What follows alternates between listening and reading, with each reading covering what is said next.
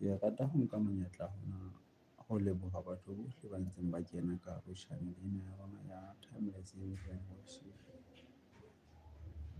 Timeless Hymns and Worship ke channel e qadileng ka 2021, mme ho tloha ka 2022 ke ile ka qala hore ke akgele difela tsena tsa Alexa ka hare ho marangrang, e le hobane ke ne ke lemoha hore re le babintsi ba dihlopha, haholoholo di-choir tsa kereke ya Alexa, re na le bothata ba hore ba bang ba rona ke batho ba qalang ho ema ka pela dihlopha. Jwale ka lemoha hore ba bang ba rona ha re soka ba re ba le tsebo e batsi ya hore re ka bala dinoto ka tsela e nepahetseng, hore re fumane melodi wa dinoto tsa sefela se ka bang se itseng. Jwale ke tla qalella hore ebe ke akgela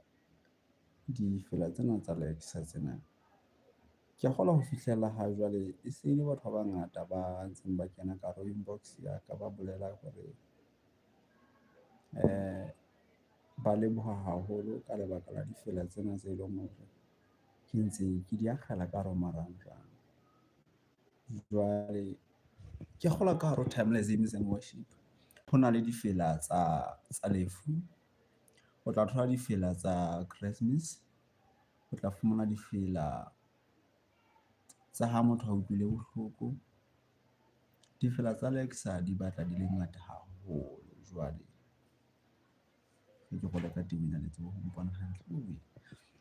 Jwale ke ne ke bua ke re difela tsena tsa Alexa tsena di thusa batho ba bangata haeba o na le bothata ba hore ha o tsebe ho bala dinoto. Nka etsa mohlala, maobane ke akgetse a little bit of a short ya sefela sa re ke lesedi la ka mponisitse sela ke le mo ke re na batho, do you recognize the melody in this thing? Jwale tjha ke a bona batho ba bangata ba kena ka bongata, empa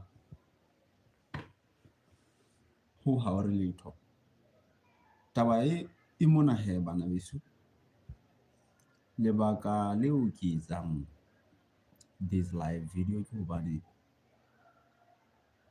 Timeless Hymns and Worship e shota fela ka batho ba ka bang bo 25 pele re fihlela 1000 subscribers. Ke kgale utlwile hore tse ding tsa di-audio tse ntseng ke di akgela mo ke entseng dikgatiso ha di hantle. Jwale ha o etsa subscribe ka hare ho channel ena ya Timeless Hymns and Worship, hore fa monyetla wa hore le rona re tle re kgone hore in future our channel be monetized. Hore motho a be monetized ka hare ho YouTube o tlameha a fihlele 1000 subscribers, a ba fihlele 4000 watch hours. So ho fihlella ha jwale e ntse e le qholotso ho rona hore re fihlelle 1000 subscribers. Ke kgola se re shota ka batho ba 25 fela pele re fihlella 1000 subscribers.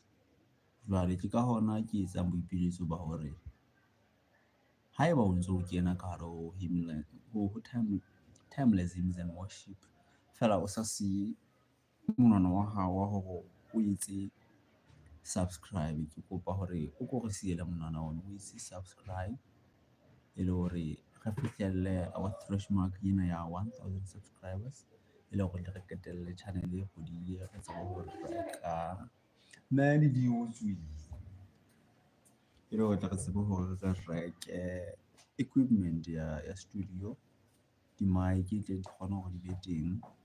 Ha di-mic di le teng ke kgola our audio e tla kgona hore di hlake.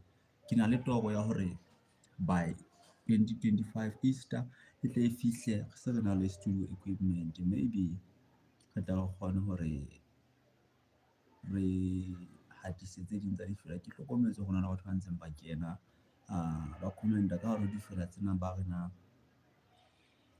mo rona re binang re le batho ba kana Alexa Youth Guild ke hokae. ha ke tsebe, ke nahana hore ke tla etsa tlhophiso ya hore re bone hore na ebe re ka se hatise tse ding tsa difela tse fokofokolang, mohlomong tse ka bang 2 kapa tse ka bang 3, e le hore batho ba bang ba tle ba tsebe hore ba utlwe na ebe the melody wa difela tsena tse re di akgela ka hare ho marangrang di tsamaya jwang. Jwale haeba o ntso o kena ka hare ho Timeless Indian Worship empa o sa siye monwana, please subscribe. Re se re shota fela ka batho ba ka bang 26 before we hit 1000 subscribers. E ba letsatsi le monate. Bye. This one I give to around 8. Okay. 8. Yeah. You need to have your money back or